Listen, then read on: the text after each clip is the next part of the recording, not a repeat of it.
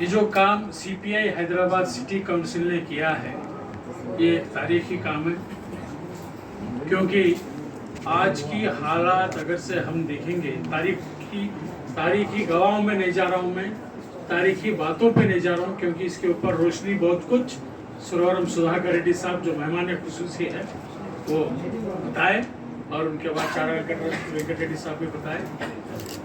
बस बात इतनी है कि निज़ाम मुल्क उस्मान अली खान के खिलाफ, उनके जमींदारों के खिलाफ, विष्णु रामचंद्रा रेड्डी के खिलाफ ऐलान जंग जो किया गया है वो शोएबुल्लाह खान की कत्ल के बाद, शेख बंदगी के कत्ल के बाद, शेख बंदगी के कत्ल के बाद जो जुलूस निकाला गया था, और वो जुलूस के ऊपर जब विष्णु रामचंद्रा रेड्डी के आर्मी ने फायर किया तो दोड्डी कोमरैया साहब शहीद हुए। तो ये जो झगड़ा था, ये जो जंग था, ये जनता और रियासत के बीच का है, ये कोई फिरकाओं के बीच में नहीं है।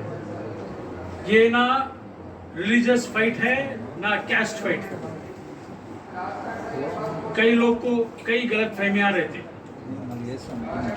क्योंकि विष्णु रामचंद्रा रेड्डी के खिलाफ अगर से ऐलान जंग किए तो रावी नारायण रेड्डी साहब की है, मद्दम रेड्डी साहब की, निजाम मुल्क मीर उस्मान अली खान के खिलाफ अगर से आवाज उठाए तो मखदूम मोहिउद्दीन साहब आवाज उठाए, जवाद रजवी साहब आवाज उठाए, और कई मेहनत कश लोग आवाज उठाए, और उस जमाने के वजीर आला किशन प्रसाद के रिश्तेदार, हम फकर से कह सकते हैं कॉमरेड डॉक्टर राज बहादुर गौर, वो आवाज उठाए। जो लोग आवाज उठाए, हम जानते हैं सीपीए के कॉर्पोरेटर थे जहानदार अफसर साहब, जिनको वर्ल्ड सिटी में शहजादा से जाना जाते हैं, शहजादिया, क्योंकि वो निजाम के फैमिली मेंबर थे। तो कम्युनिस्ट पार्टी के लोग जो उस दौरान की सूबा की रियासत के खिलाफ आवाज उठाए, बिना मजहब के, बिना कैस्ट के आवाज उठाए, क्योंकि जो हुकूमत था वो हुकूमत और हुक्मरान एकदम जनता के खिलाफ था, पैसा हड़पने के चक्कर में था, वेट्टी चाकरी था कि ना आदमी को बिना तनख्वाह दिए काम कराने का नया तरीका था, क्योंकि आदमी का, इंसानों का मेहनत का पैसा लेकर निजाम मीर उस्मान अली खान उस वक्त के दुनिया के सबसे बड़े रईस आदमी थे।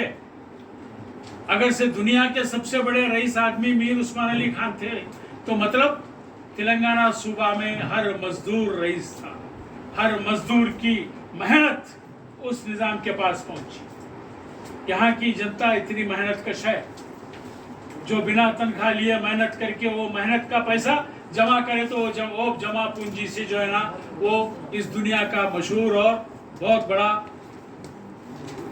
रईस आदमी बन सका है।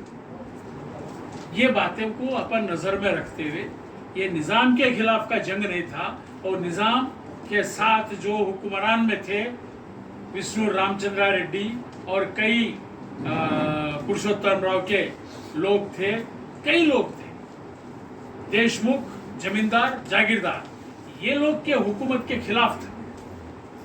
और इसको आज फिरकावारी में बदलने की कोशिश बीजेपी भी कर रही है। ये फिरकावारी में बदलने की कोशिश मजलिस कर रही थी, क्योंकि मजलिस की बुनियादी, मजलिस की पैदाइश फिरकावारी पे हुआ है। क्योंकि ना उस समय कासिम रिजवी समझते थे कि हम मुसलमानों को इकट्ठा कर लेंगे, पहले तो आप मुसलमान के कत्ल करें। इमरोज के सहाफी शोएबुल्लाह खान की कत्ल करे, आप हाथों को काट डाले, और शेख बंदगी की कत्ल पे आप खामोशी इख्तियार करें। इसका मतलब क्या है?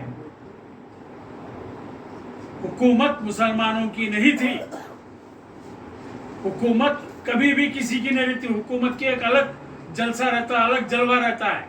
हुकूमत का जलवा है कि लोग को ताड़ित करो, लोग को जो है ना परेशान करो, लोग को मेहनत करवाओ, लोग की जायदाद लूटो, लोग लूटमार सरकार, और जो लूटमार सरकार मीर उस्मान अली खान से आज तक चल लेते हुए आ रही है। बीच में हमारे अभी छड़ा साहब केसीआर की जिक्र करे, केसीआर का एक कारनामा है, वो क्या है, जितना मेहनत कम्युनिस्ट पार्टी और नक्सलवादी मिलकर जितना जमीन छीन कर बंटवारा किए हैं गरीबों में, उसको नाकाम करने में केसीआर वो जो रैतु बीमा लेके आए।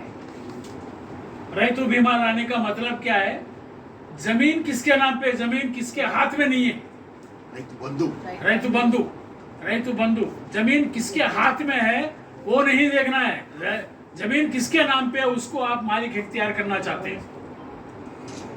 और ये फ्यूडल सोसाइटी को, फ्यूडल सिस्टम को लाने की बहुत बड़ी कोशिश और साजिश केसीआर साहब करे। और चलिए, तेलंगाना की जनता मुबारक, क्योंकि ना सब मिलकर उस सरकार को, उस फ्यूडल सरकार को हटाने में कामयाब हुए। अब ये भी सरकार को सुधारना है। सरकारें आते रहती जाते रहती, इनको सुधारने का काम जनता का है भाई। हमने चुन के लाए हैं, ये जमहूरियत है, हमने चुन के लाए हैं, हम समझाएंगे, हम सुधारेंगे, फिर बदलेंगे। ये तो जनता का काम है। नहीं सुने तो फिर बदलेंगे, ये जनता का काम है। इस काम से जनता को पीछे हटने का नहीं है। लेकिन आज की जो मीटिंग है, आज की जो किताब है, जिसके लिए हम सब यहाँ पे इकट्ठा हुए, इसका वजह यह है कि तेलंगाना आर्म स्ट्रगल फिरकावारी स्ट्रगल नहीं है, ये एक तरफा नहीं है। ये हुकूमत में जो थे हिंदू मुसलमान दोनों थे, उसके खिलाफ हिंदू मुसलमान मिलकर लड़े हैं। इसमें कोई दो राय नहीं है। इसमें इसको भटकाने की कोशिश मजलिस करी, आज बीजेपी कर रही है। और बीजेपी मजलिस आज एक ही तरफ है। हम लोग को समझना है, आज ये वक्त आ गया है कि कट्टरपंथी, मजहबी कट्टरपंथी एक तरफ है।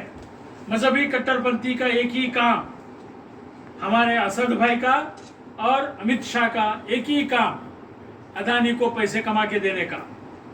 ये अदानी के गुलाम है। अदानी के गुलाम सिर्फ अमित शाह नहीं है, आपके असद भी है। ये सब अदानी के गुलाम है। पैसा लूटना है और इकट्ठा करना है, इसके वास्ते ये लोग जनता के अंदर फूट डाल के मरवाते हैं। आज फिरकावारी दिमाग लेकर ये जो कम्युनल फोर्सेस, मैं फिर दोहरा रहा हूँ, मजलिस बीजेपी एक तरफ है और हम सेकुलर लोग उतने ही मिलिटेंसी से या उससे जोर लगा के डबल मिलिटेंसी से हमको मुकाबला करना है। Communal forces versus secular forces की लड़ाई आ गई है। उस तरफ लुटेरे एक तरफ है, इधर लूट मार के खिलाफ लड़ने वाले एक तरफ है, और कोई बीच का रास्ता नहीं है। आज कांग्रेस मजबूर है हमारे साथ जुड़ना जरूरी है।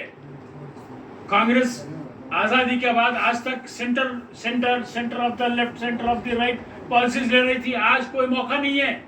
आज फाइट है राइट वर्सेस लेफ्ट, फिरकावारी वर्सेस सेकुलर, बस और कोई दूसरा राय नहीं है। लुटेरे और लूट के खिलाफ वाले, ये लड़ाई है। ये लड़ाई में हम जनता को इकट्ठा करना जरूरी है। देश की जनता जागरूक है, इसीलिए वाराणसी में आपके मोदी साहब हारते हारते जीते हैं। जीतते जीतते हारे नहीं, हारते हारते जीते हैं। तो वो जीत नहीं है। आप राम मंदिर भी बनाओ तो अयोध्या की जनता आपको माफ नहीं करने वाली है। अयोध्या में आप हार गए, वाराणसी में हारने वाले थे। ये मत समझो कि इस देश की जनता के सर पे ये मजहब का भूत चढ़ गया है। ये कोई भूत किसी के सर पे चढ़ने वाला नहीं है। हम लोग हमारी मेहनत जो करना चाहिए उसको दुगना करके करना है। हम गरीब लोगों के अंदर जाना है, हम गरीब लोग को भटकाव में नहीं लाना है। ये कोशिश हमको करना जरूरी है। हमारे देश के बाकी के जनता ने अपना रवैया बता दिया है कि हमारे सर पे कोई भूत नहीं चढ़ने वाला है। तो हम भी ये भूत को उतारने की कोशिश में लगे रहना है, मेहनत करना है। और ये फिरकावारी को, ये लुटेरों को, अंग्रेज चले गए, अंग्रेज के औलाद छोड़ के चले गए, ये औलाद को भी भगाना बहुत जरूरी है। डिवाइड एंड रूल करने वाले औलाद को भगाना भी जरूरी है। इस मुद्दा को लेके आगे बढ़ना है। हमारे आपसी मतभेद कई रहते, सीपीआई से लेके एमएल पार्टी तक एक ही बात समझना है। मैं कह रहा हूँ कांग्रेस को भी मजबूरी है, हम सब मिलके रहना। आज राइटिस्ट सेकुलर कम्युनल एक तरफ है, लेफ्टिस्ट सेकुलर एक तरफ है, बस और कुछ नहीं है। ये लकीर आ गई है, लकीर के इस तरफ या उस तरफ, बीच का रास्ता कुछ नहीं है। ये लकीर के इस तरफ इकट्ठा होना जरूरी है, फतेह हासिल करना जरूरी है, इस कम्युनल फोर्सेस को शिकस्त दिलाना जरूरी है। बस ये बातें करते हुए मैं आप सबको ये किताब आविष्कार करने का मुबारकबाद देते हुए मैं आप सबका शुक्रिया अदा करता हूं।